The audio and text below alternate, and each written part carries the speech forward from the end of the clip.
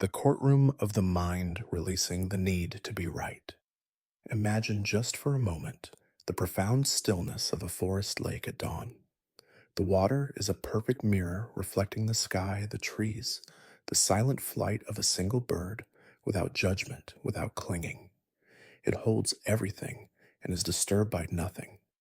This is the nature of a peaceful mind. Now open your eyes and return to the room you are in, to the body you inhabit. How often does your own mind feel like that lake? Or does it more closely resemble a storm tossed sea, churned by the winds of memory, regret, and the relentless pursuit of justice? Be honest with yourself. How many times have you laid your head on the pillow at night, not to rest, but to begin the night's second shift? The work of replaying arguments, crafting the perfect rebuttal you never said, and meticulously cataloging the injustices, large and small, that life has dealt you. You scroll through the mental feed of past hurts, the betrayals that still sting in the moments of dismissal that left you feeling invisible.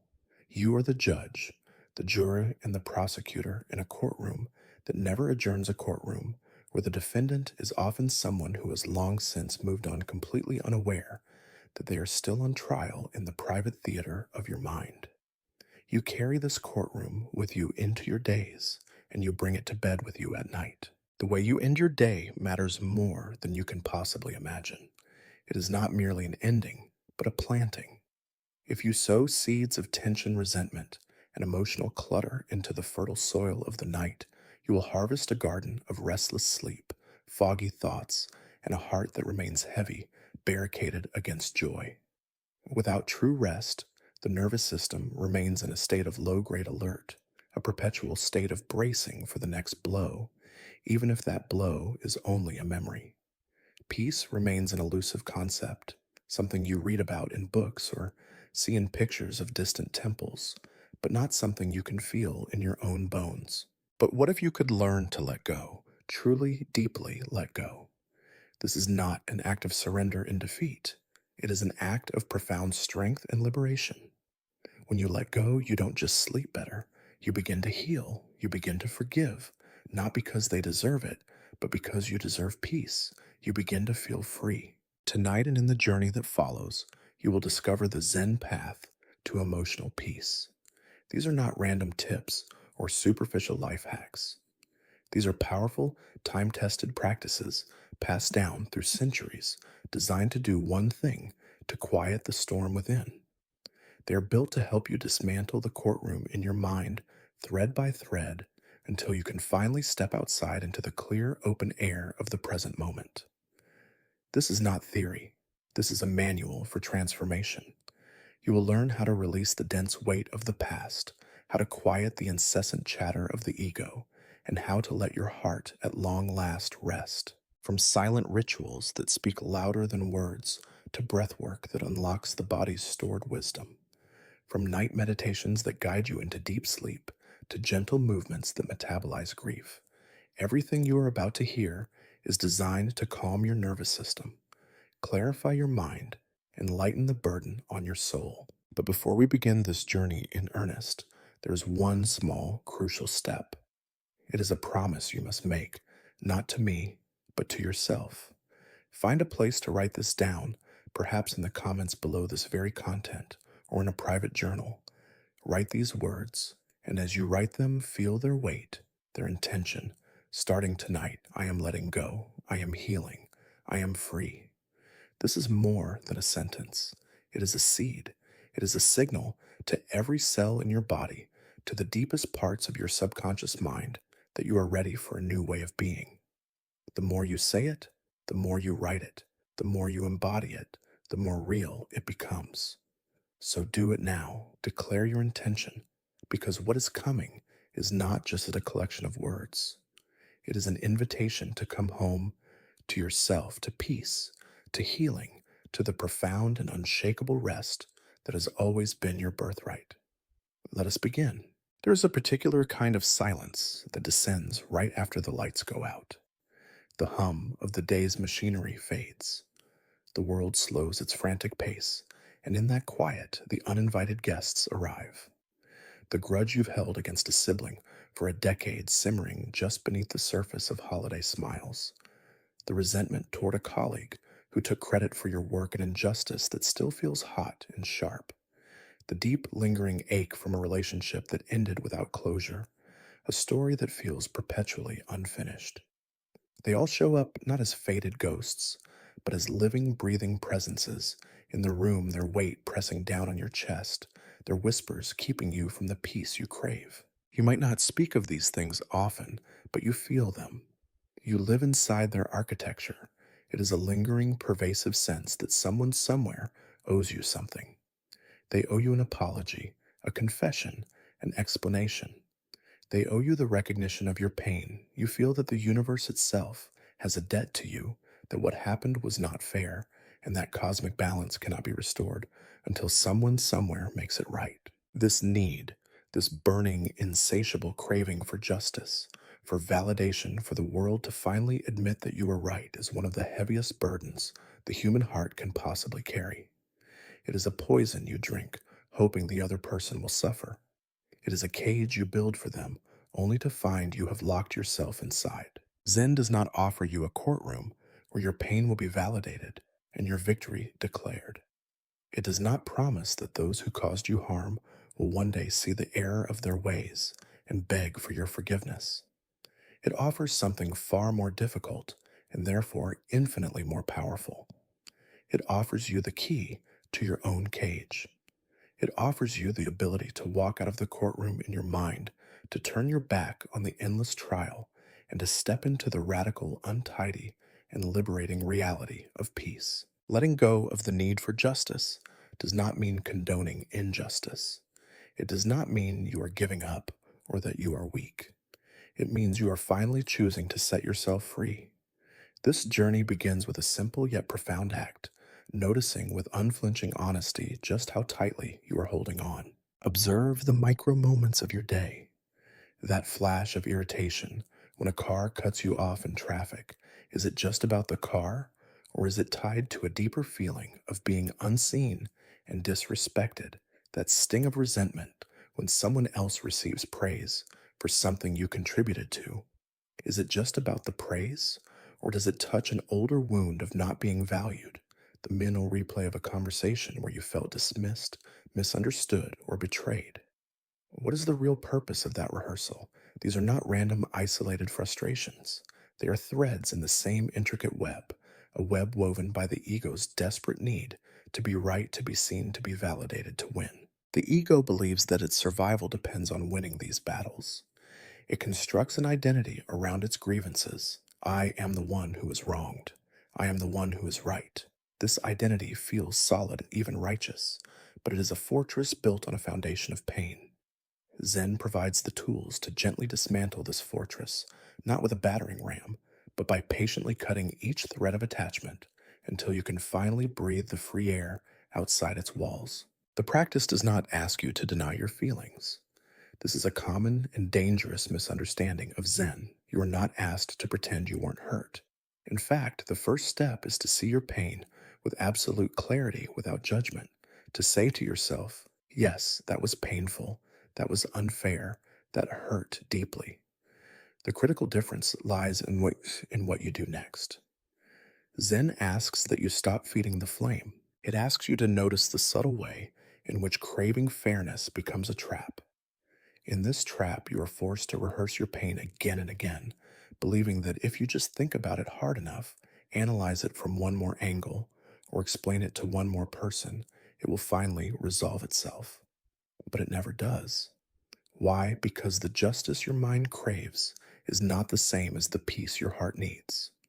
Justice, as the ego defines it, is external. It is dependent on an outcome outside of your control. Peace is internal. It is a state of being that is available to you right now, regardless of external circumstances. When you tether your well-being to an external outcome, you hand over your power. You are effectively saying, I can only feel peaceful if they admit they were wrong. I can only be happy if they apologize. I can only heal if they understand my pain. You make your inner peace conditional, dependent on the awareness, maturity, or compassion of another person, qualities they may never possess. You could wait a lifetime for a debt to be paid by someone who doesn't even know they owe it. Zen gently, persistently invites you back to yourself. It teaches that every burning desire for fairness is at its root a deep desire for recognition. You want your pain to be seen, to be understood, to be cared for. This is a natural human need, but in waiting for them to provide it, you forget that you possess the capacity to offer it to yourself right here, right now. You can be the compassionate witness to your own suffering. You can sit with your own pain and say, "Yes, I see you. I know this hurt. That should not have happened." And then instead of spiraling back into the blame or clinging to the hope of a future apology, you can consciously, intentionally soften your grip. This softening is not a passive act. It is a fierce and courageous one. It takes far more strength, more character, and more spiritual maturity to walk away from a battle you know you could win than to stay and fight to the bitter end. And here is the profound truth that the ego will fight tooth and nail to deny even if you win the argument, even if you prove you were right, you still lose if peace is not part of the victory. What good is a trophy of righteousness if your inner world is a wasteland of resentment? This is the essence of Zen detachment. It does not mean you become cold, aloof, or indifferent.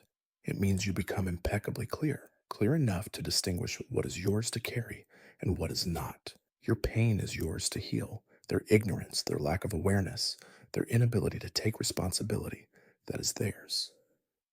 You can stop trying to carry their burden on your back. You can stop dedicating your precious life energy to trying to fix what they refuse to see. And most importantly, you can release the deeply ingrained belief that their awareness is a prerequisite for your healing. It is not. Your healing depends on one thing and one thing only: your decision to be free. Letting go of the need for justice means you stop chasing the apology that may never arrive. You stop writing furious, eloquent letters in your head that will never be sent. You stop waiting for karma to do your work for you. Instead, you choose the harder, braver path, the path of closure without confirmation. This kind of closure isn't about pretending the event didn't matter. It is not a form of spiritual bypassing. It is the conscious, empowered decision that your peace matters more than their admission of guilt. It is a declaration of sovereignty over your own emotional landscape. How is this done? Zen teaches through presence, through breath, through gentle, unwavering repetition. Every time you notice your mind getting pulled back into the mental courtroom, every time you catch yourself rehearsing the old argument, that is a moment of awakening.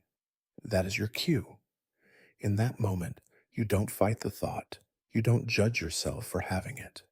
You simply gently return. You return to the present moment. You return to the physical sensation of your breath entering and leaving your body. You return to the deep, quiet stillness that exists underneath the noisy surface of your thoughts. It doesn't matter how many times your mind tries to pull you back into the fight. 100 times a day, 1,000, your practice remains the same.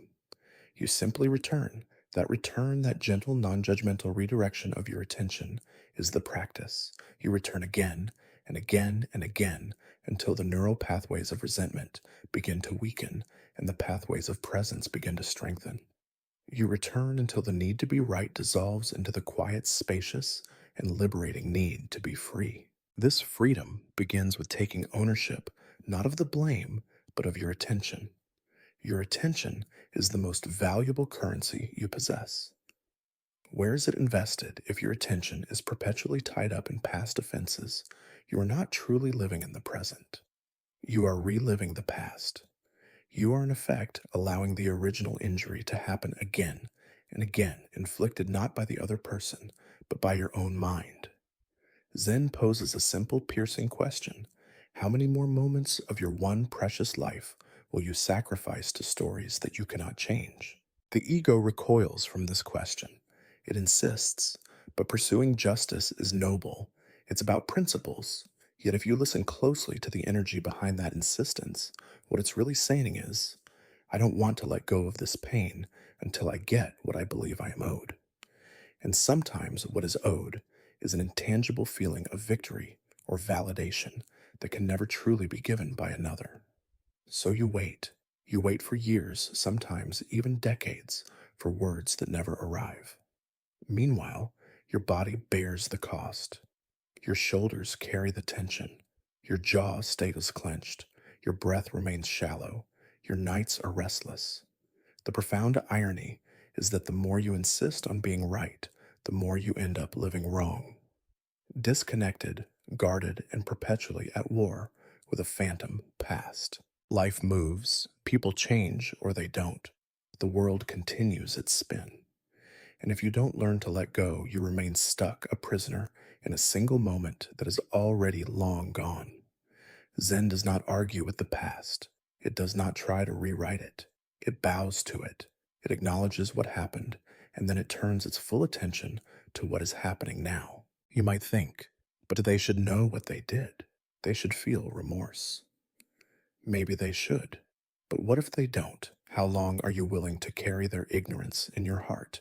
How much of your inner space will you allow their limitations to occupy? Zen detachment is not about erasing your memory. It is about changing your relationship to it. The goal is not amnesia. It is freedom. You can remember what happened without constantly re-injuring yourself with the memory. You can say, yes, that happened, and it was painful, without it having to define your worth, steal your joy, or dictate the emotional weather of your present day. This is the sacred ground where forgiveness truly begins. Not in forgetting the act, but in freeing yourself from its grip. You forgive not because they have earned it, but because you have earned peace. You forgive because your nervous system was not designed to carry the corrosive energy of betrayal forever. You forgive because your mind was not built to replay the same wound on a loop for 10 years. You forgive because your spirit, your true nature, yearns to rest, to be open to love, and to be free. And yes, your ego will scream that this is not fair. It will protest with all its might. Zen doesn't argue with the ego. It does not engage in debate. It simply watches. It waits. It breathes. And eventually, in the quiet space created by your patient presence, you come to a profound realization. The ego is just scared. It equates letting go with losing, with being a victim, with letting them get away with it. But you begin to see a deeper truth. Peace is not a loss. Peace is the only prize worth winning. When you finally release the desperate need to be right, something miraculous begins to happen. You start to inhabit the present moment instead of the courtroom of your past. You stop rehearsing speeches in your head and you start actually listening to the people in front of you. You stop trying to prove your worth and you start simply feeling it as an innate quality of your being. You stop performing justice and you start embodying grace. This does not mean you become a doormat. Zen is not silence in the face of abuse. It is the cultivation of profound clarity.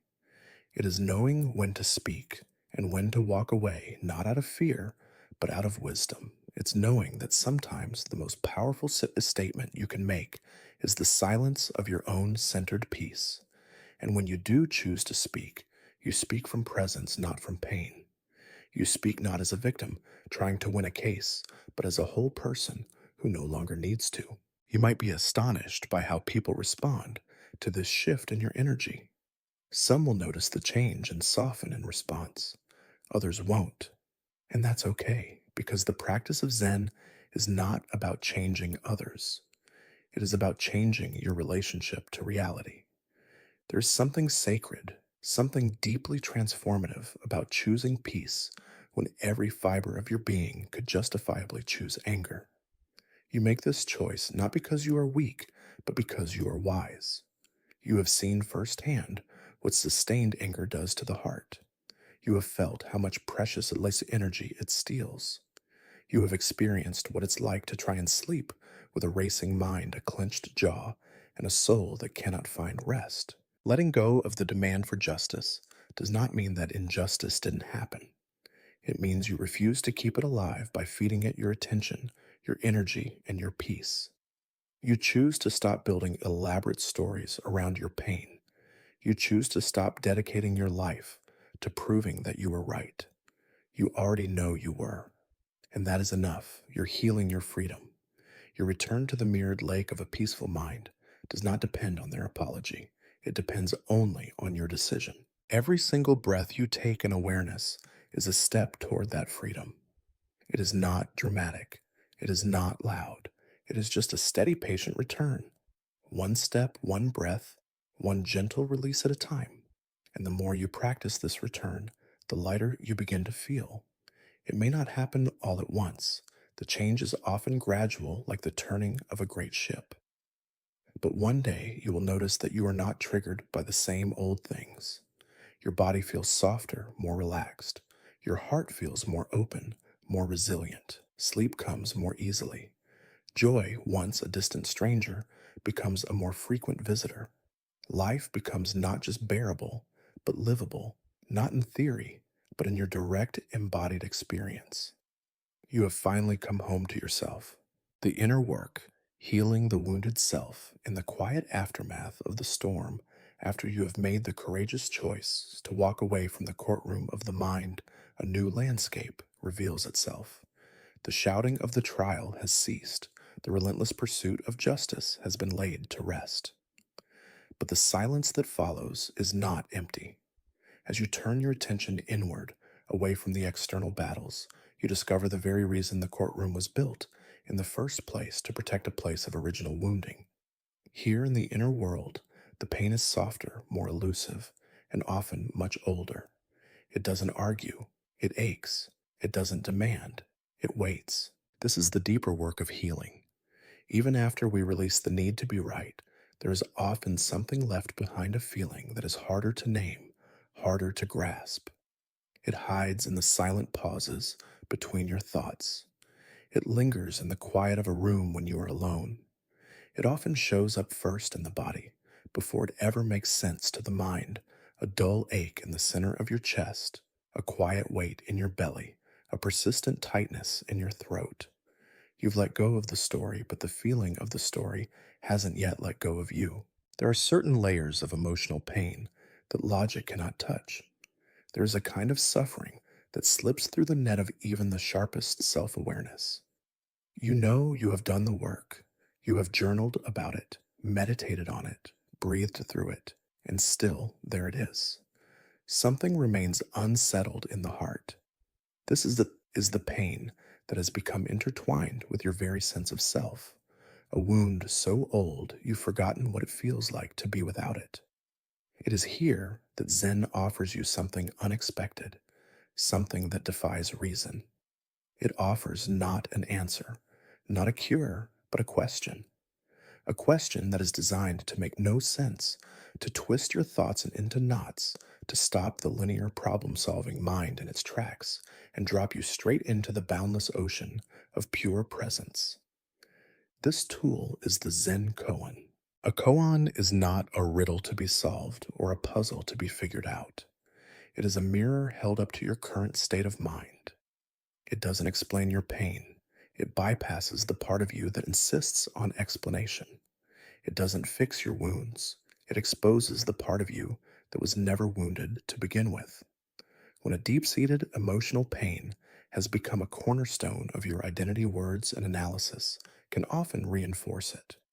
Language strengthens the ego. The stories we tell ourselves about our pain fortify the sense of a separate wounded me. Koans do the exact opposite. They're designed to short-circuit the narrative, to pull the plug on the storytelling machine, and to usher you into something deeper than understanding pure, unmediated awareness. When a Zen master asks a student, "What is the sound of one hand clapping?" the rational mind immediately panics. It searches its library of logic for an answer. It tries to be clever, to be insightful, to get it right. But the more it tries, the further away the truth becomes. That feeling of frustration, that moment of intellectual surrender, where the mind throws up its hands and admits, "I don't know," is the gateway to transformation. The healing begins not because you have found the answer, but because you have finally let go of the need for one. So much of our emotional pain is kept alive by our relentless need to explain it, to understand it, to create a coherent narrative around it. We revisit the past, endlessly analyzing why they did what they did, what it meant, what we could have done differently. We hunt for meaning in our suffering, believing that if we can just find the right interpretation, the pain will subside. But not all pain requires meaning. Some pain simply requires space. Not space to grow or fester, but space to be witnessed without judgment, to be seen and held without being intellectually picked apart. Koans create that sacred space. They allow you to sit with confusion without the frantic need to fix it. They teach you to feel sadness without drowning in its story. They give you a way to hold the raw energy of anger without aiming it at a target. When you are working with a koan, you are not trying to win, achieve, or solve anything. You are learning the profound art of sitting in discomfort without closing your heart. And it is in that open, non resistant posture that true emotional liberation begins. You cease to be a prisoner of your pain, not by escaping it, but by no longer fighting its presence. One of the most powerful aspects of koan practice is its ability to reveal your hidden patterns. It acts as a diagnostic tool for the ego. As you grapple with a question that has no logical answer, you will see your own habitual reactions to the unknown laid bare. The urge to prove you are smart enough, the impulse to resist what feels nonsensical, the tendency to dismiss what you cannot immediately control. Every koan you work with will reflect the parts of you that resist the inherent messiness and uncertainty of life. Take a moment and notice that internal voice of resistance that rises when faced with a koan. This doesn't make sense. This is a waste of time. What's the point? Is often the very same voice that holds on to old pain. It is the voice that says, I cannot let this go until they understand. I need closure on my terms. I need the story to make sense. Do you see the link? The resistance to the koan and the resistance to letting go of a grievance are rooted in the same egoic demand for control and certainty. Koans don't just challenge your thoughts, they challenge the very foundation of your identity. They pose not with words, but with their silent, unanswerable presence. The ultimate question: who are you without this pain? Who are you without this belief? Who are you without this story you have told yourself 1,000 times? And in the vast, echoing silence that follows the emotional walls you have built around your heart begin to tremble. They are not being broken down by force, but are gently dissolved by presence. Koans are emotional mirrors because they show you your edges, the precise points where you become tight, where you grasp for control, where you demand that life's chaotic symphony play a simple, predictable tune. But life, like a koan, often refuses to make sense. It will hand you loss without explanation, betrayal without reason, and change without warning. Working with a koan is practice for living in that reality with grace. Consider a koan like, what was your original face before your parents were born? Your mind scrambles for a metaphor, an image, a concept. It cannot answer, but in that moment of intellectual failure, the mind also does something remarkable. It pauses. And when the storytelling mind pauses, the feeling heart has a chance to speak. It is not our pain that causes the most prolonged suffering, but the meaning we have assigned to it. The story we repeat to ourselves becomes a self-inflicted wound. If they left me, it must mean I am unlovable. If I failed, it must mean I am a failure. Koans interrupt this chain of logic, not by offering a better story, but by pulling you into the silent, spacious awareness that exists before the story begins. This pre-narrative space is where authentic healing happens. It occurs not through effort, but through grace. It unfolds not because you are trying, but because you have finally stopped trying. When you sit with a koan, it works on you. It is a kind of spiritual medicine that you don't need to understand for it to be effective. In fact, it is most effective when you don't understand it. Your ego will resist it fiercely. It will call it nonsense, a trick, an absurdity. But something deeper within you, the part that knows truth without needing proof, The part that remembers the taste of peace, even after years of inner turmoil will stir. That part of you doesn't need words. It recognizes the silence of the koan as its own native language. This practice can also provide a safe container for old wounds to surface, not to be relived in their full traumatic intensity, but for the stuck emotional energy to finally be released. Emotions that were frozen in time, grief that never had a witness, anger that never had a voice can begin to thaw in the gentle heat of your sustained attention. You might find yourself crying during your meditation and not know why. You don't need to. The tears are the answer your mind could never formulate. Sometimes the question itself is the medicine. There's no finish line with a koan. There's no certificate of achievement to unlock. This is what makes it so radically different from the goal-oriented way we are taught to live. We want progress, we want evidence, we want a neat resolution. But some wounds don't heal in straight, predictable lines. Some wounds need space, not solutions. They need silence, not strategies.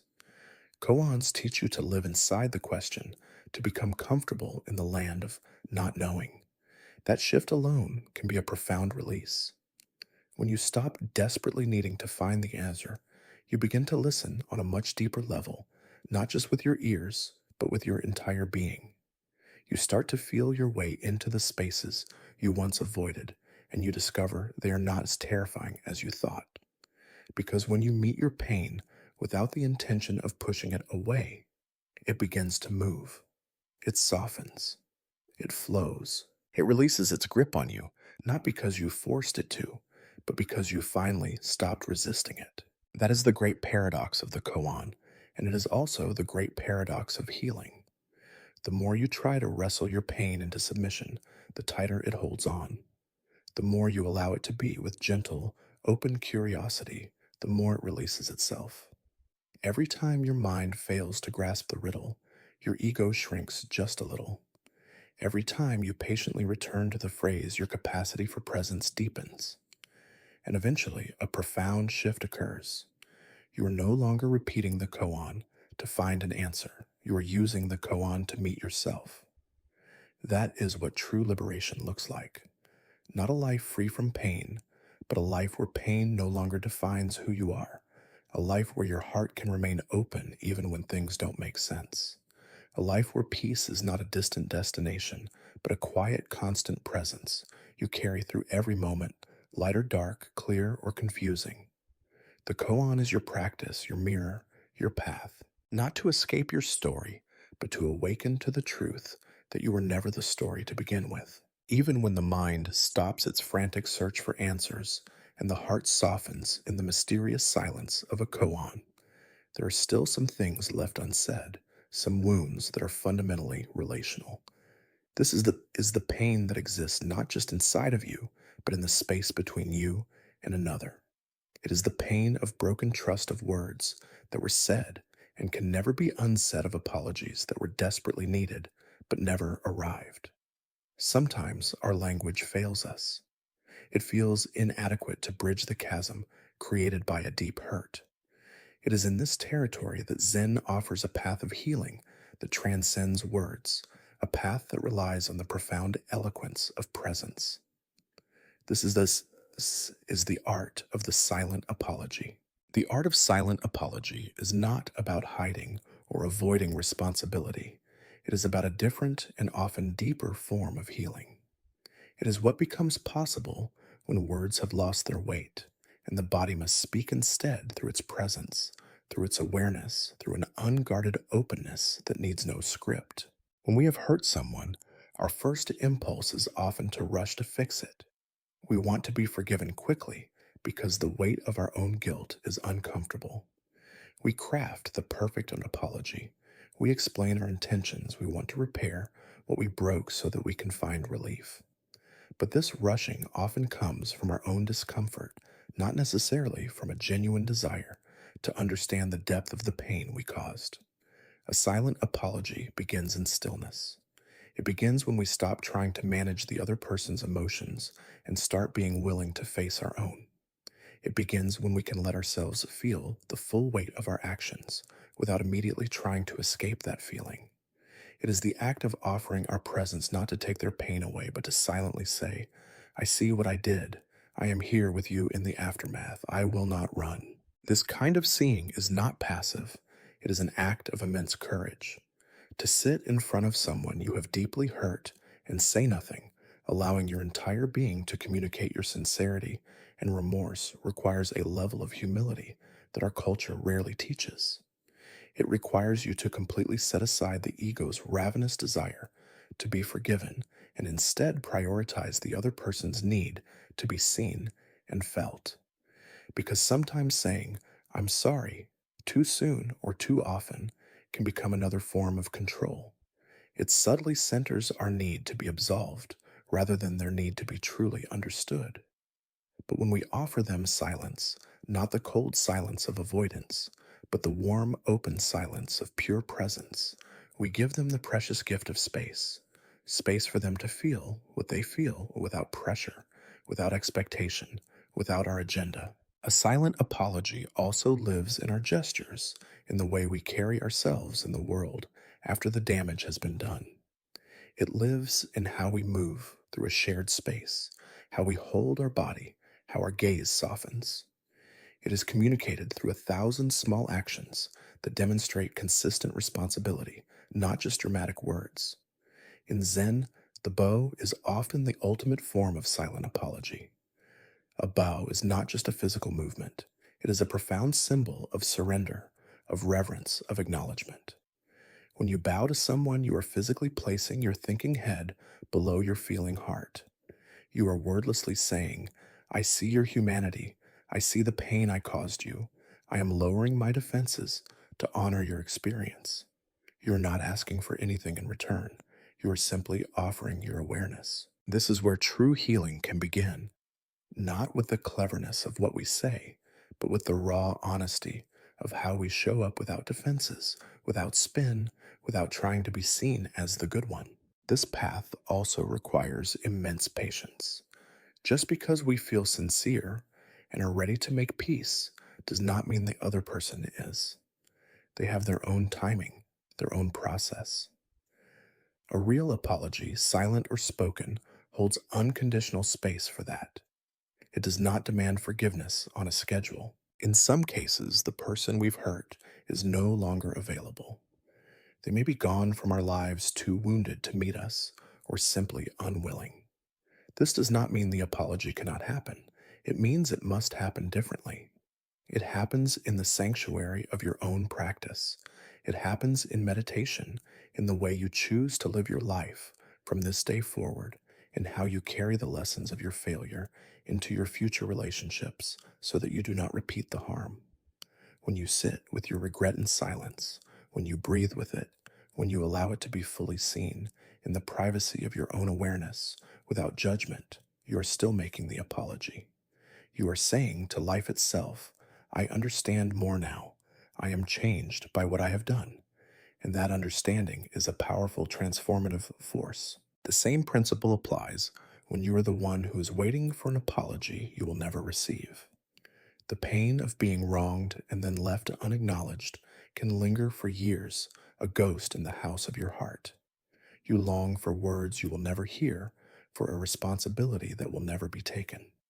What do you do with that gaping wound?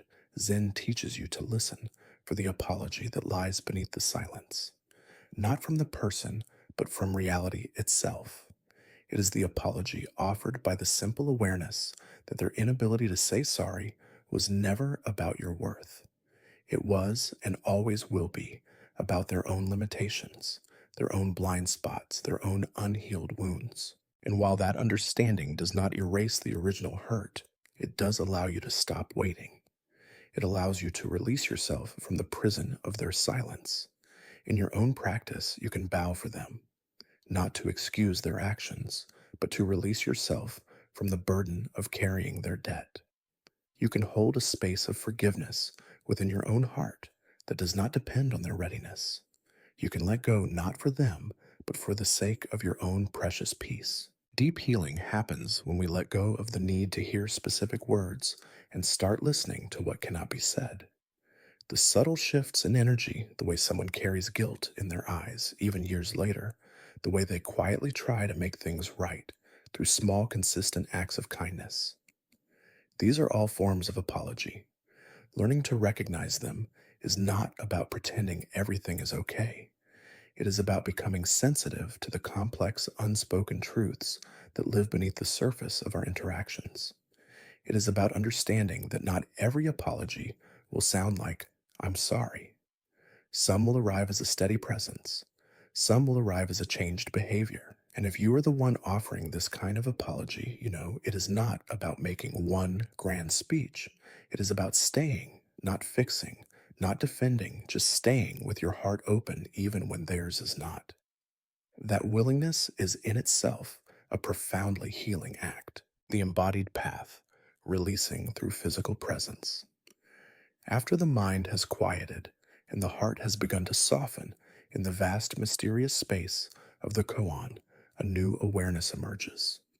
You have faced the stories, met the inner child, and offered the silent apology. A sense of lightness begins to dawn. Yet you may also notice that the work is not yet complete. Beneath the new clarity of mind, below the layers of emotional insight, a residue remains. It is not a thought. It is not a story. It is a physical echo, a tension stored deep within the body's tissues. It lives in the clenched jaw, the perpetually raised shoulders, the shallow breath, the tight knot in the pit of your stomach. This is the body's memory of pain. The mind may be willing to let go, but the body, in its ancient wisdom, holds the score. It remembers every moment of bracing, every instance of fear, every unspoken grief. Trauma, resentment, and betrayal are not just abstract concepts, they are physiological states.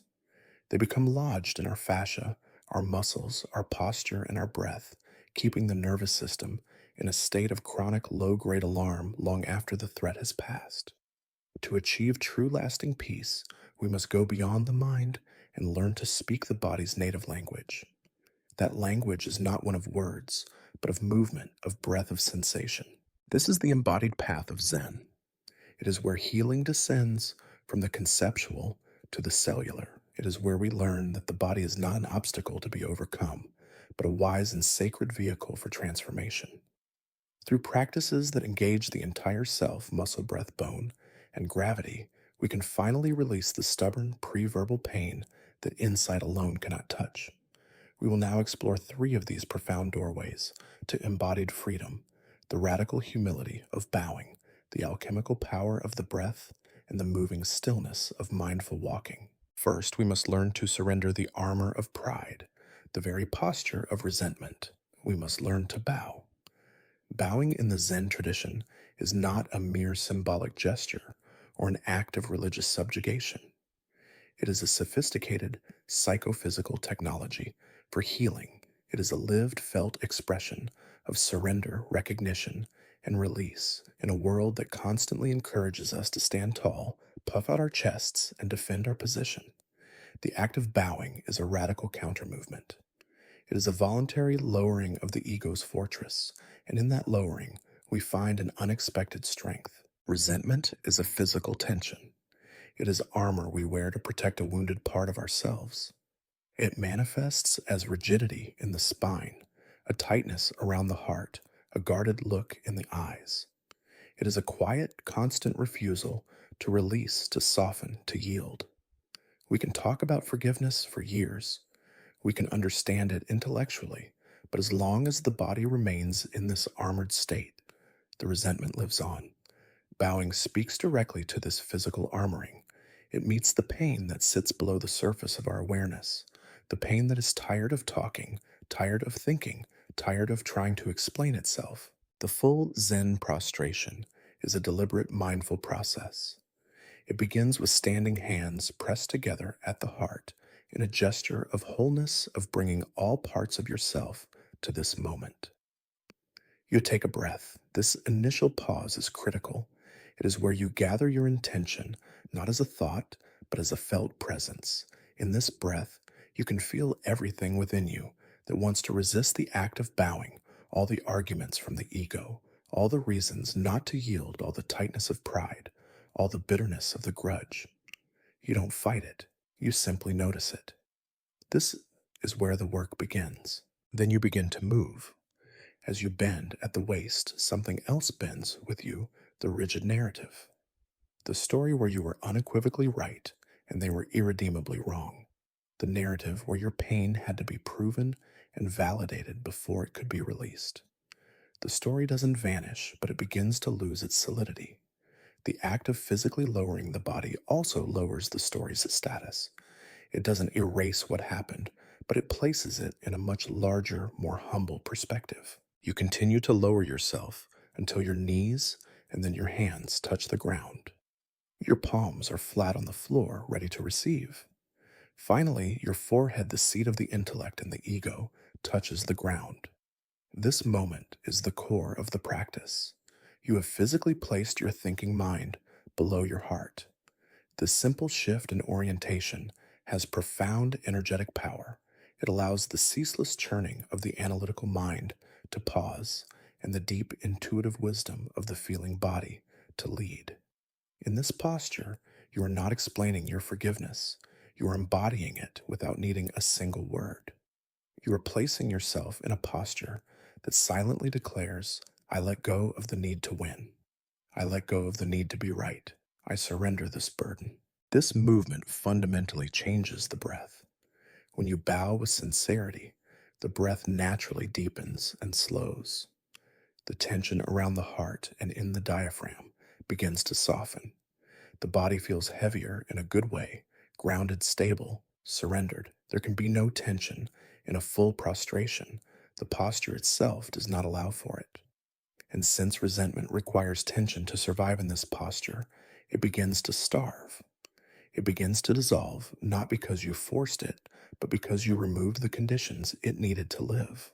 This practice is especially potent when done with a specific person or situation in mind that you struggle to forgive. You do not have to be in their presence. You can create a sacred space in your own home, perhaps with a candle or an image, and bow toward the presence of that person, that memory, that pain. It is crucial to remember that this gesture is not for them. It is entirely for you.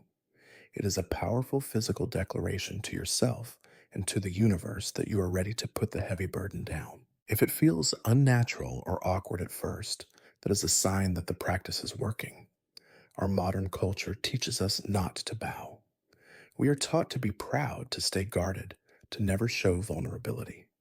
Bowing may feel foolish to the ego, but that is precisely where its power lies. It is a direct and compassionate disruption of the ego's control. It interrupts the well-worn loop of defensiveness and self-justification. It invites a new, quieter kind of strength, the strength to soften, to yield, to be open. When you incorporate bowing into a daily practice, even just 3 or 5 bows, done with full awareness, it begins to shift how you carry yourself through the rest of your day. You become more sensitive to the small resistances in your body and mind, the subtle glances that judge the thoughts that linger on unfairness, the sharp tones that come from a place of pride. You begin to see these not as fixed parts of your personality, but as conditioned habits that can with practice be released. Resentment often hides in the background of our lives. It becomes part of our emotional landscape, subtly shaping our reactions, coloring our relationships, and feeding a constant low-level tension. Because it's not always loud and dramatic, it's easy to live with for a very long time. But it leaves its mark. It dulls the capacity for joy in connection. It holds back the flow of love. It builds invisible barriers, even when we desperately want to open ourselves to others. Bowing breaks this insidious pattern, even if just for a moment, and that moment is enough. It is a crack in the armor, and through that crack light can begin to enter. Over time, your concept of self begins to shift. You no longer see yourself as a fixed, solid entity that must be defended at all costs. You become more fluid, more flexible, less attached to being right, and more willing to understand. This profound shift naturally affects how you respond to others. You become less reactive, less quick to judge, less in need of being seen as the one who knows. Bowing teaches the embodied truth that peace is not found in being above others. It is found in meeting them where they are without needing to control the outcome. Even in a moment of conflict, simply remembering the feeling of the bow, even if only internally, can be enough to stop the reactive spiral. It can turn a defensive impulse into a conscious breath, a closing of the heart into a momentary opening, a sharp word into a wise silence. And from that silence, something new and more constructive can grow. The breath is the alchemist.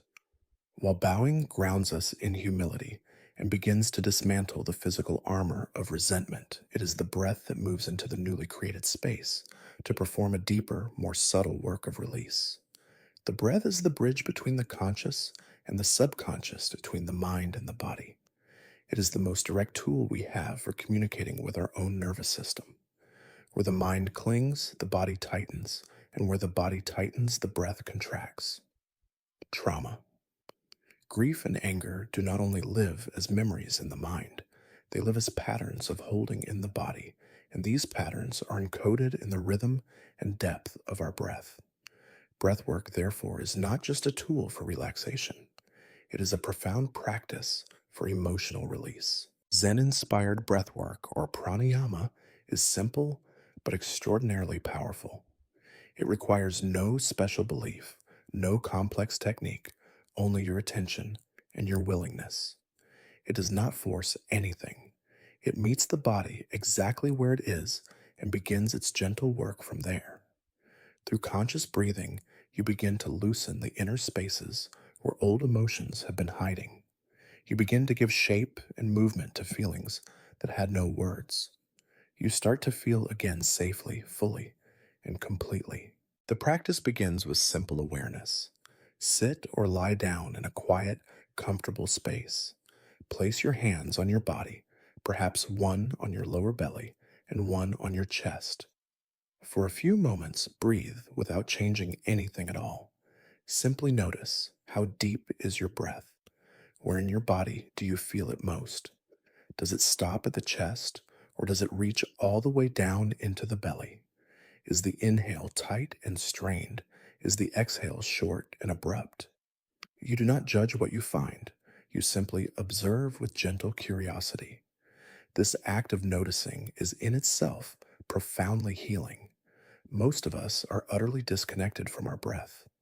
We are unaware of how shallow and constricted it has become, how much unprocessed emotion it has locked away.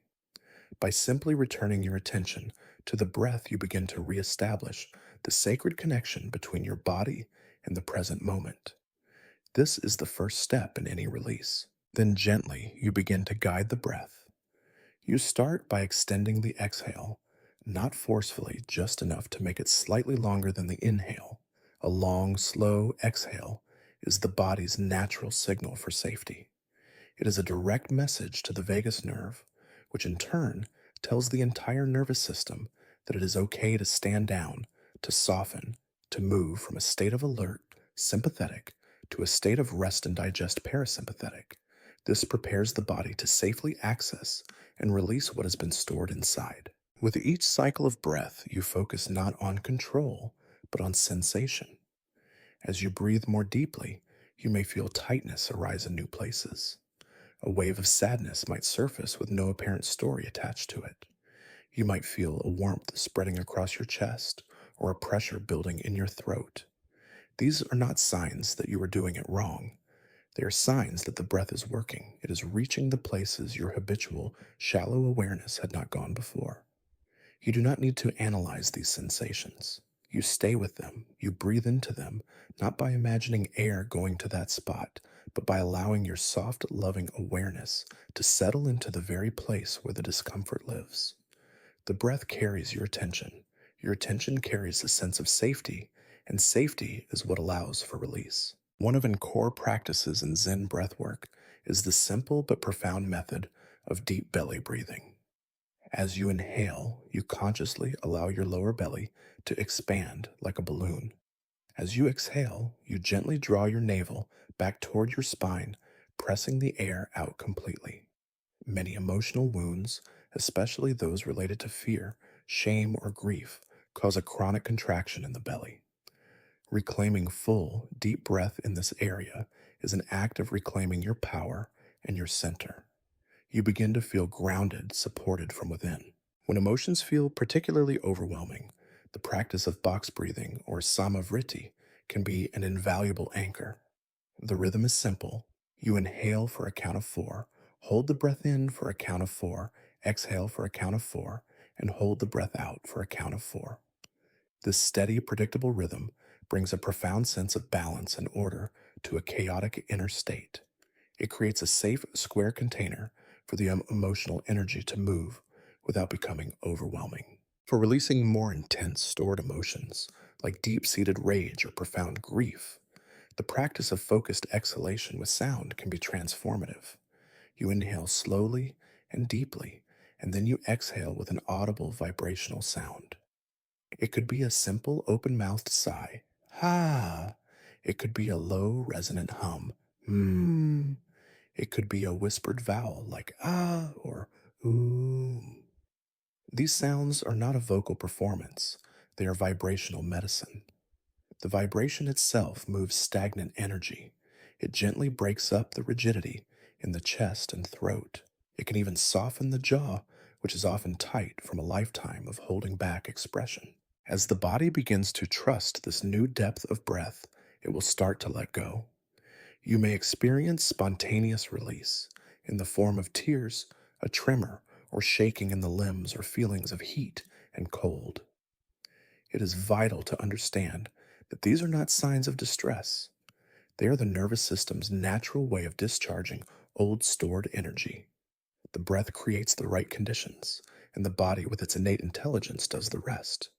Your only job is to stay present and keep breathing. After the profound release initiated by bowing and breathwork, we need a way to integrate this newfound spaciousness and ground it in our daily lives. Stillness has done its work. Now it is time to walk, not to escape what we have felt, but to carry forward the healing that has already begun. Not to forget the past, but to give it the space to continue moving through the body step by steady step. This is where the practice of kinhin, or mindful walking, becomes essential. It is not exercise. It is not a distraction. It is a moving meditation, a sacred ritual. It is the bridge between the inner world of the meditation cushion and the outer world of our lives. In kinhin, you do not walk to get anywhere. You walk to be exactly where you are, with every part of you, your thoughts, your breath, your lingering pain, your emerging strength, all walking together in unified presence. Each step becomes a small act of reconciliation, a meeting between the past and the present. Old betrayals and grief often stay lodged in the body because they were frozen in time, never given a place to move. Kinhin gives them a path. The rhythmic bilateral motion of walking is known to help the brain process and integrate difficult experiences, much like the mechanism behind therapies such as EMDR. As you walk mindfully, you are metabolizing the emotional charge, not by analyzing it, but by allowing it to move through the body's natural intelligence. The practice is simple. You begin by standing still, feeling both feet firmly on the ground. You allow your attention to drop low into your legs, your feet, your center of gravity. Your hands form a gentle mudra, often with one hand making a soft fist and the other wrapping around it, held against the lower belly. Your gaze is soft, directed a few feet in front of you, not fixed, but present.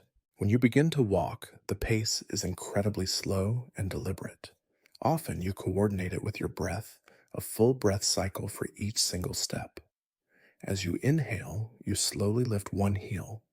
As you exhale, you place that foot down, feeling the heel, the ball of the foot, and the toes connect with the earth. You do not rush, you do not sway. The only goal is presence.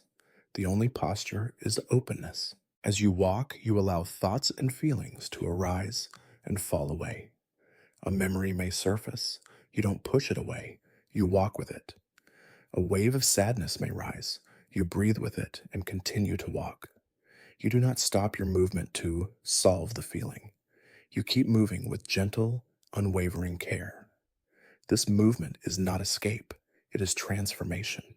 You are teaching your nervous system that you can be with difficult emotions and still move forward. You are no longer frozen. You are no longer spiraling. You are simply here, one step, one breath at a time, grounded, aware, and open. The physical act of walking becomes a powerful metaphor for your inner process. You do not fight the path. You do not cling to the scenery. You simply keep going step by step, breath by breath. This is how the deepest healing happens, not in dramatic breakthroughs, but in the slow, faithful, and embodied rhythm of daily practice. The ceremonial heart, finding peace in ritual and nature, having walked the embodied path, having learned to release the armor of resentment through the humility of the bow, to alchemize stored trauma with the power of the breath, and to integrate healing through the moving stillness of kinhin. You arrive at a new threshold. The inner landscape feels more spacious, more settled. The foundation for a lasting peace has been laid. But peace is not a static destination to be reached. It is a living quality to be cultivated day by day, moment by moment. The question now becomes, how do we nurture this fragile inner peace amidst the inevitable chaos and friction of the outer world? How do we create anchors for our awareness that can hold us steady when life's storms begin to blow? This is where the journey of healing moves outward. It is where we discover that Zen practice is not confined to the meditation cushion. We learn that profound transformation can occur through structured, intentional engagement with the world around us. Through acts of beauty, care, and reverence, we can create an external environment that mirrors and reinforces the inner harmony we seek. These are not mere distractions or hobbies. They are sacred rituals, containers for our presence, and powerful medicine for the soul. In this part of our journey, we will explore 3 of these ceremonial paths: the restorative stillness of the tea ceremony, the living wisdom of the Zen garden, and the final releasing stroke of Zen calligraphy. We begin with the art of slowing down, an act so foreign to our modern sensibilities that it has become one of the most radical forms of self-care. We live in a world that is rushed, transactional, and often devoid of grace. Our minds are scattered by 1,000 inputs, our nervous systems frayed by the relentless demand for speed and productivity.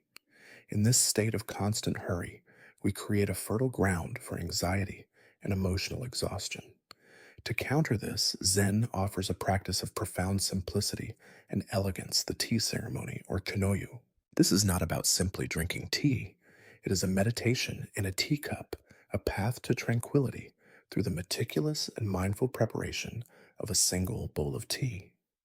The tea ceremony is governed by 4 core principles, which are not abstract ideals, but qualities to be embodied in every moment of the ritual: harmony, wa, respect; kei, purity; sei, and tranquility, jaku. It is a practice designed to heal by reintroducing you to a forgotten rhythm, a rhythm of care, of presence, of beauty, in simplicity. You do not need to be in a traditional Japanese tea house to experience its medicine. You can create a simplified solo tea ceremony in your own home, a personal ritual to reset your nervous system and nourish your heart. The practice begins before the tea is even touched. It begins with preparing the space. You choose a quiet corner free from clutter and distraction. You clean the surfaces not as a chore, but as a symbolic clearing of your own mental and emotional space. The external environment reflects the internal. By creating outer order, you invite inner calm. You select your utensils with care: a simple bowl that feels good in your hands, a whisk, if preparing matcha; a kettle, a scoop, a soft cloth. Each object is treated with respect, for in this ritual, there are no mundane objects. The ceremony itself unfolds like a slow, graceful dance. You begin by boiling the water, but instead of walking away, you stay. You listen to the sound as it builds from a gentle simmer to a soft boil, what the Zen masters called the sound of the wind in the pines. You are not just boiling water, you are attending to the birth of warmth. Every movement is deliberate. You warm the bowl, then dry it with a cloth, your motions economical and precise. You scoop the powdered green tea, matcha, into the bowl, your focus entirely on this single act. You pour the hot water over the tea, and then you begin to whisk, not aggressively, but with a rhythmic motion of the wrist until a delicate jade colored foam appears on the surface. Throughout this process, your awareness is fully engaged in the sensory experience, the earthy fragrance of the tea, the deep green color, the sound of the whisk against the ceramic, the warmth of the bowl in your hands. You are not thinking about your to-do list or replaying a conversation. You are fully, completely inside the present moment. You are not chasing anything. You are not performing for anyone. You are simply being. That state of pure, non striving presence is in itself deeply nourishing and restorative. When the tea is ready, you hold the bowl with both hands, a gesture of reverence. You take a moment to simply be with it before taking the first sip. As you drink, you do so slowly, allowing the complex, bittersweet flavor to unfold on your palate. The silence of the ceremony is not empty or awkward. It is sacred. It is a space that allows your emotions to settle like the tea leaves in a steeping pot. The inner restlessness that constantly demands distraction begins to quiet down. The nervous system, finally given permission to stand down from high alert, begins to recalibrate. You do not have to fight for balance. It returns gently, naturally, as you slow down. This ritual is also a profound practice in wabi-sabi, the Zen aesthetic of finding beauty in imperfection, impermanence, and incompletion. The tea bowl itself is often a perfect embodiment of this. It may be slightly asymmetrical, with a rough texture or an uneven glaze. Its beauty lies not in flawless factory production, but in its unique handmade character. Holding it, you learn to appreciate the beauty of the imperfect. This lesson extends far beyond the tea bowl. It begins to change how you see yourself and others. You start to see the beauty in your own flaws, in the stories that didn't go as planned, in the scars that mark a life fully lived. You begin to forgive yourself and others for not being perfect because you are learning to see that perfection was never the goal. The goal is authenticity, and authenticity is always perfectly imperfect. The tea ceremony provides a container for difficult emotions. When you feel overwhelmed, scattered, or emotionally tangled, stepping into the clear, defined structure of this ritual can feel like a lifeline. Like a sturdy bowl holds hot water, the ritual holds your emotional state, allowing it to be present without spilling over uncontrollably. It teaches you to hold your own pain with grace. Over time, this practice of care extends inward. As you treat the tea utensils with reverence, you subconsciously begin to treat yourself with more respect. You slow your inner pace. You stop demanding that every moment produce a tangible result. You learn to simply sit with what is. This changes how you move through the rest of your life. You begin to carry the quiet, graceful quality of the tea ceremony with you into your work, into your relationships, into the simple acts of how you eat, how you listen, how you rest. You learn that every action can become a sacred ritual if you meet it with your full presence. After the restorative stillness of the tea ceremony, which teaches us how to hold our emotions with grace, we turn to a practice that teaches us how to move with them. There are some emotional states, particularly deep grief and complex forgiveness, that cannot be healed by stillness alone. They are living organic processes that need to be tended to over time, like a living thing. They need a space to be worked with, not just observed. This is where the Zen garden becomes the teacher. Zen gardening is not about landscaping or creating a pretty background. It is not a hobby to pass the time. It is a profound spiritual practice, a form of somatic therapy, and an active moving meditation. The garden is a direct, unflinchingly honest mirror of our own inner state. If we are impatient, it shows in our hurried work.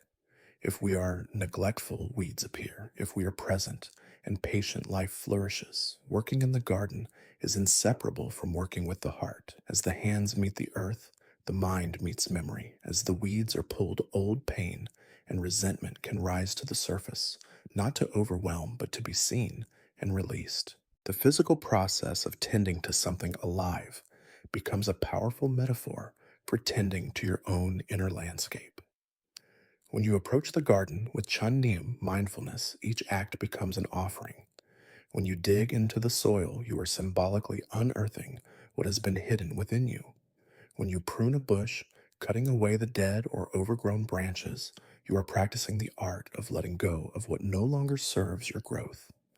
When you plant a new seed, you are placing a tangible hope into the future, not as a fantasy, but as a deep commitment to renewal. Grief, in particular, does not move on a logical timeline. It does not obey our commands to get over it, but it does respond to attention and movement. It loosens its grip when the body is engaged, when the heart is grounded in a simple task, and when the nervous system is no longer locked in the frantic loops of thought. Gardening offers a perfect container for this. You are not asked to understand your grief in order to heal from it. You are simply asked to show up, to move your hands, to breathe the fresh air, to care for something outside of yourself. In the simple act of clearing the soil, you meet the profound truth that nothing heals by being buried. Old, tangled roots of past hurts must be worked with carefully, not ripped out in a fit of anger. Some will take time to loosen. Some will break off and must be patiently dug out. This process teaches patience. It reminds you that deep-seated emotions cannot be forced to leave. They must be felt, respected, and gently worked with until they are ready to be released. Forgiveness also grows in this soil. It grows not as a sudden dramatic decision, but as something that matures slowly with practice.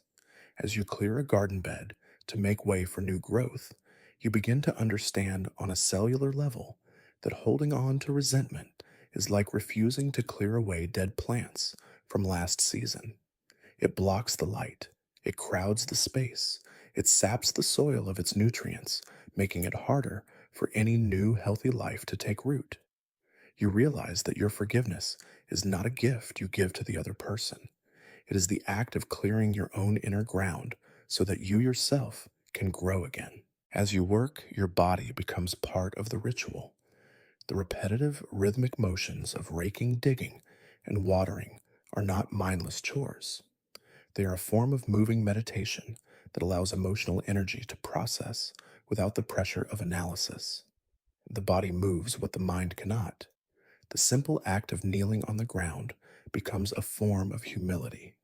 You lower yourself not in defeat, but in service to the earth, to the process of growth, to your own healing. Even if you don't have a plot of land, you can create a version of this practice. A few small pots on a windowsill, an herb box on a balcony.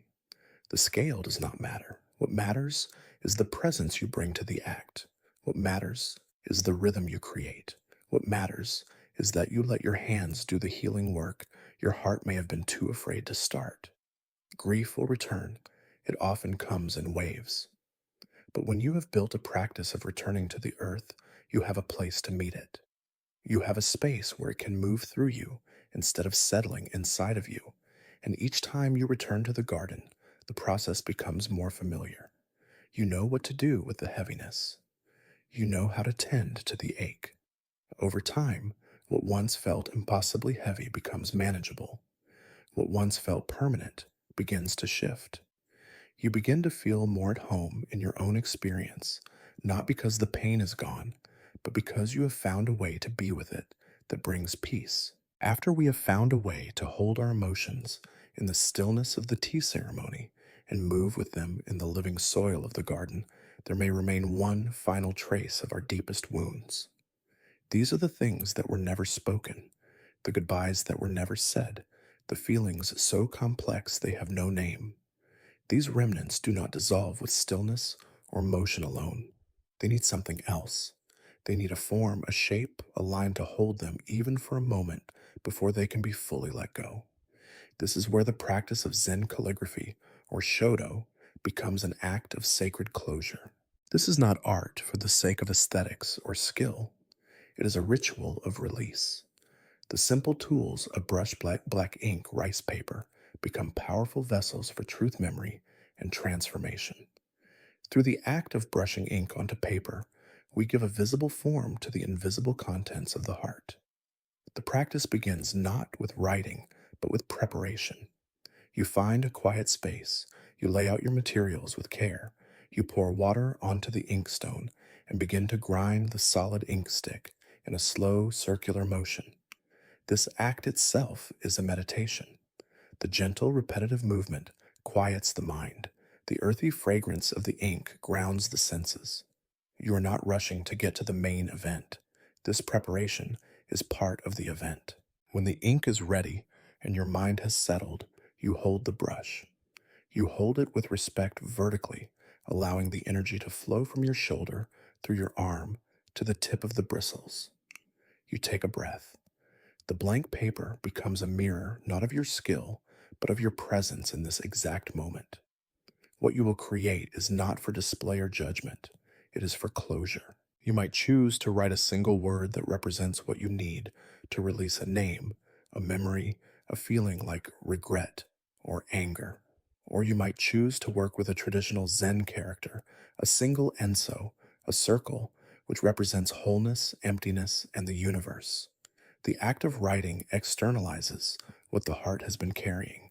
It turns the nebulous energy of pain into tangible ink on a page.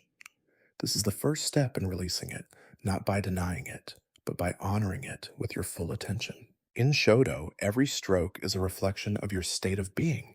There is no correcting, no editing, no going back. The brush stroke is a record of a single, unrepeatable moment. This no erasing rule is a profound teaching in acceptance. You accept the stroke as it is perfect in its imperfection.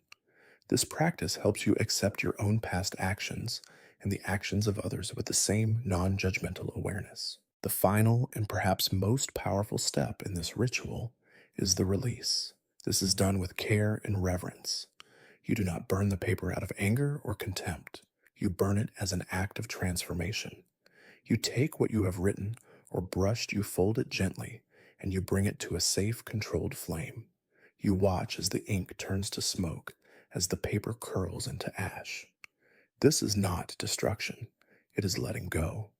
As the paper transforms into smoke and air, so does the energetic weight of what you placed upon it. You are witnessing its end, not to erase the memory, but to mark a turning point. You are saying to yourself, I have carried this long enough. I have seen it.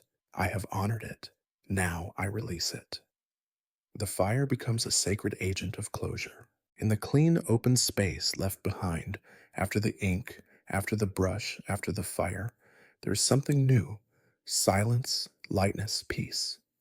A sense that something important has been completed, that what needed to be seen was seen, that what needed to be honored has been given its place, and that what needed to be released has finally been set free. This peace is not loud. It settles in the heart like warm ash, a quiet reminder that closure is not forgetting. It is seeing clearly, feeling fully, and then choosing with your own two hands to move forward. The transcendent view, integrating wisdom into daily life. You have walked a long and quiet path. From the noisy, contentious courtroom of the mind, you chose the courageous path of release.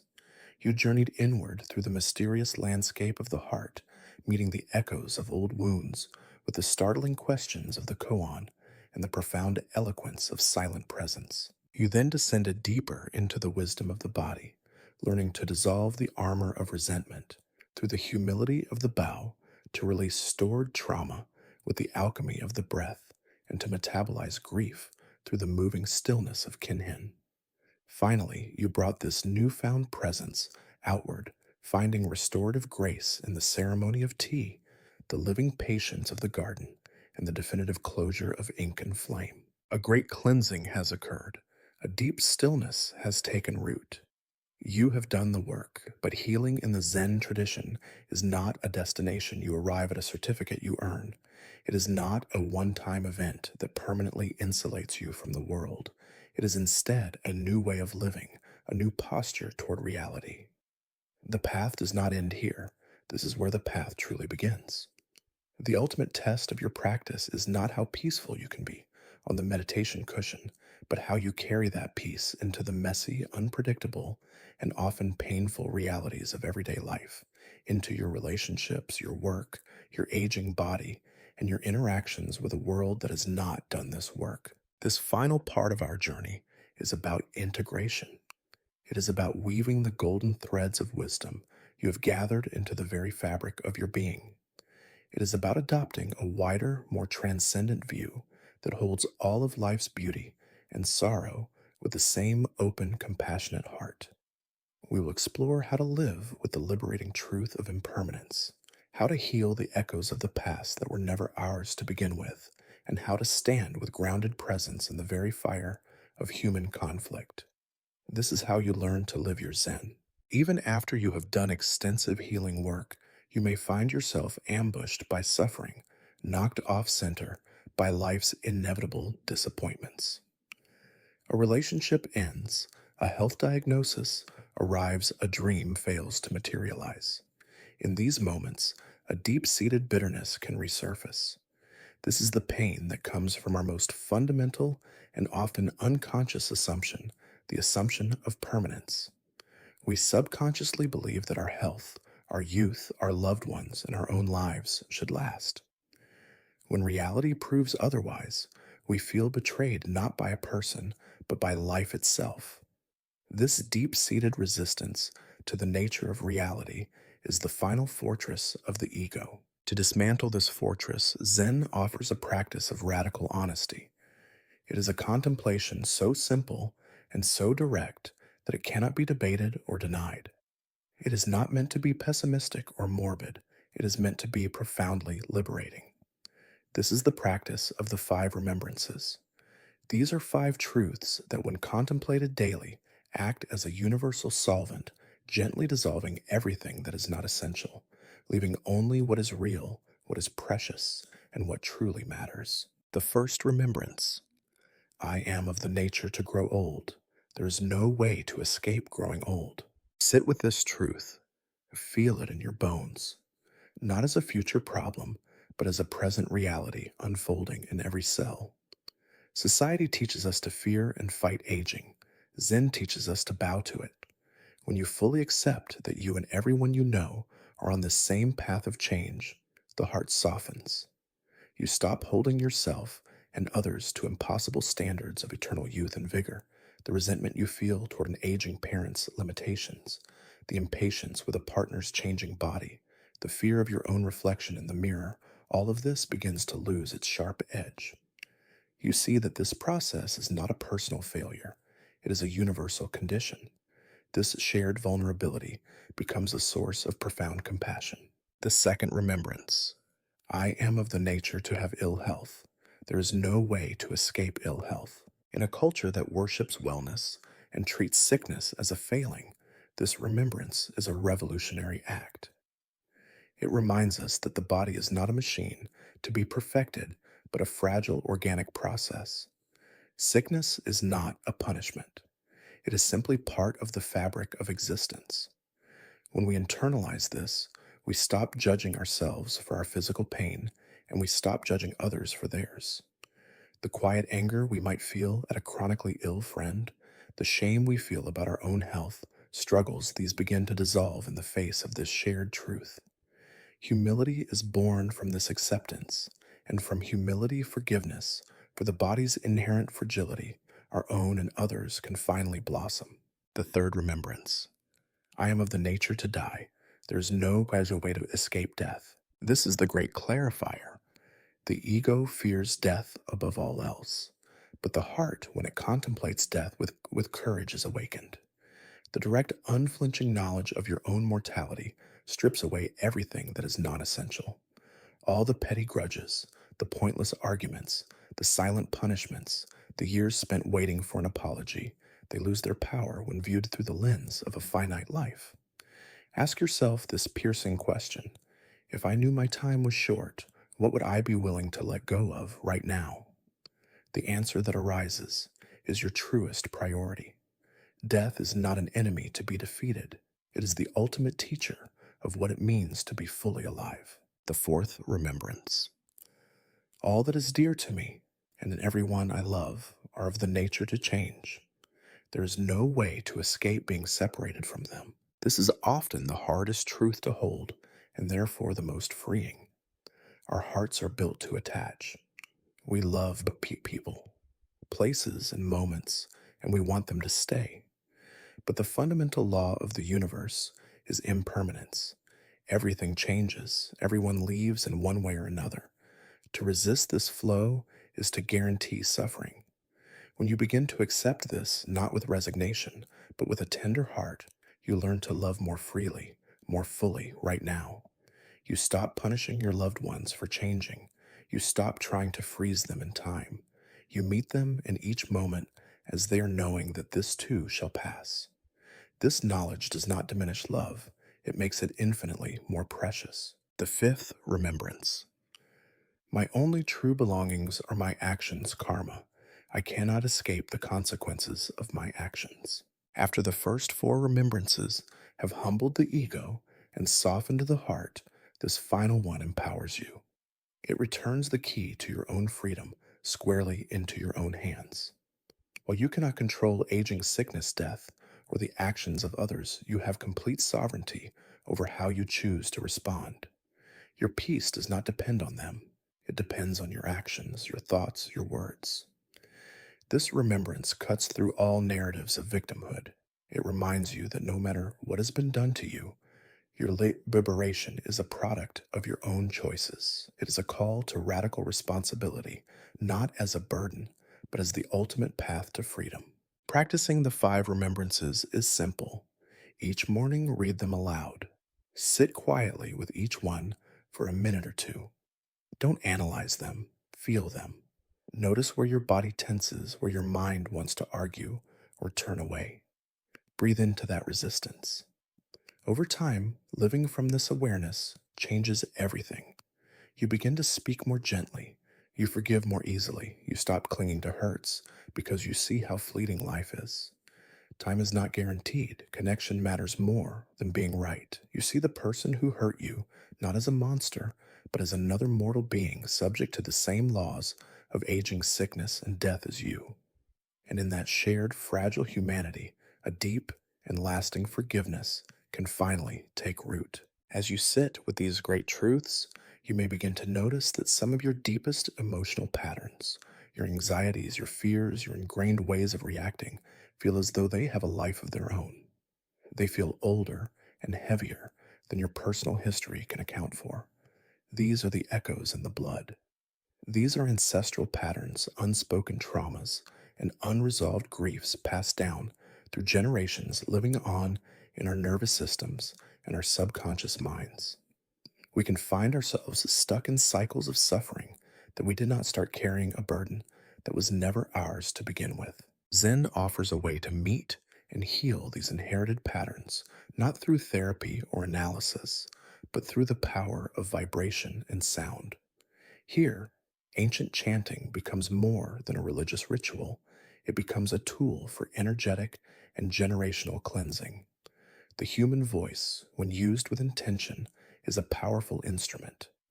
Its resonance moves through the throat, the chest, the gut, the very places in the body where emotional memory, including inherited trauma, is stored.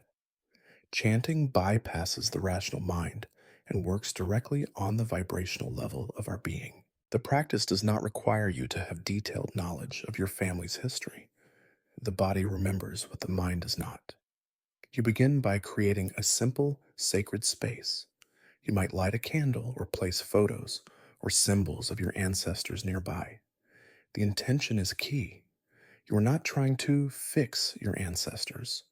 You are undertaking this practice as an act of love and liberation for the entire lineage, for those who came before you, for yourself, and for those who will come after you. You can become the point in your family line where a cycle of suffering ends and a cycle of healing begins. Choose a simple chant or mantra. It could be from the Zen tradition, like the Heart Sutra mantra, Gate Gate Paragate Parasamgate Bodhi Svaha. Gone, gone, gone, beyond gone, completely beyond awakening, so be it. Or it could be a simple recitation of a name, like Namu Amida Butsu. The specific words are less important than the sincerity and the quality of the vibration you create. You sit, you center your breath, and you begin to chant. At first, your voice might feel small or uncertain. This is normal. Continue gently. As you repeat the phrase over and over, allow the sound to drop deeper into your body. Feel the resonance in your chest and your spine. Over time, this sustained vibration begins to move stagnant energy. You might experience a release of emotion, sudden tears, a feeling of warmth, a sense of lightness.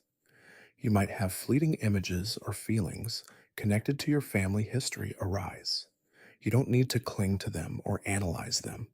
You simply allow the sound to do its work, to be a vehicle for releasing what no longer needs to be carried. This practice done regularly can lead to profound shifts. You may find that lifelong patterns of anxiety begin to calm.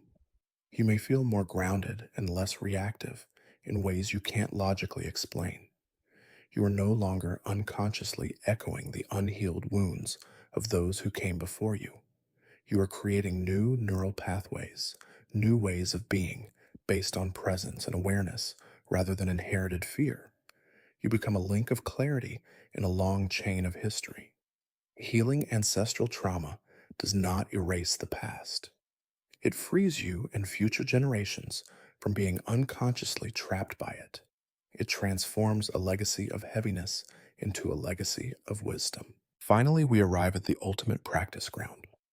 Life itself, in all its messy, unpredictable, beautiful, and difficult glory. You can be at peace on the cushion in the garden or in the tea room, but what happens when you are faced with friction with conflict, a misunderstanding with a partner, a disagreement with a colleague, a boundary crossed by a family member? In these moments, all our old defenses can rush to the surface. The nervous system tightens, the breath shortens, and the peace we worked so hard to cultivate can feel as if it's vanished. Zen teaches us that conflict is not a failure of our practice. It is the practice in its most advanced and potent form. The goal is not to avoid conflict, but to meet it differently. The goal shifts from winning the argument to staying present within it. The first and most critical skill is the sacred pause. When you feel the heat of anger or defensiveness rising, this is your signal. Before a single word leaves your mouth, you take one conscious breath. This pause, which may last only a second, is a moment of profound power. It creates a space between the stimulus, their words, and your response. In that space, you have a choice. You can react from your old conditioning, or you can respond from your center. The second skill is to stay embodied. In conflict, our energy rushes up into our heads.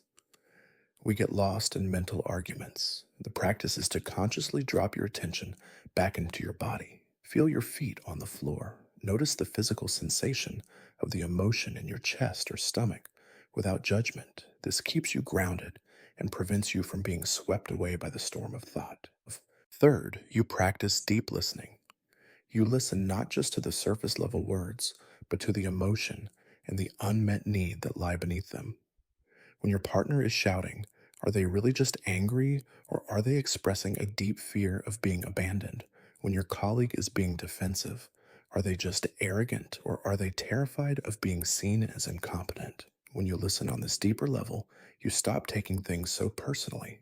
You see the suffering behind the attack, and this naturally evokes compassion. Fourth, you learn to speak from your center. You use I statements to express your own feelings and needs without blame or accusation.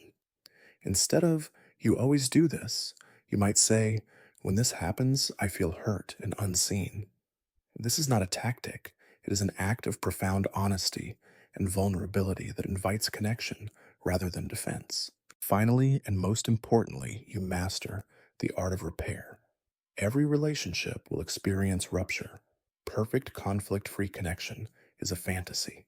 The strength and depth of a relationship is not measured by the absence of conflict, but by the ability of both parties to return and repair the connection after a rupture has occurred. This means being able to say, "I'm sorry I raised my voice," or "Can we try that conversation again?" It means letting go of being right in favor of being connected. Living this way is not easy. It is the work of a lifetime, but it is the true fruit of all your practice. Conflict ceases to be a threat and becomes a teacher. Relationships cease to be battlegrounds and become practice grounds for compassion. And life itself, with all its inevitable friction, becomes the very path of your awakening. You have journeyed far. You have faced the mind, the heart, and the body. You have honored the past, tended the present, and made peace with the future. You are not the same person who began this journey. The path does not end. It now unfolds from within you. With every breath, every step, every choice, you are the peace you are seeking. Now go and live it.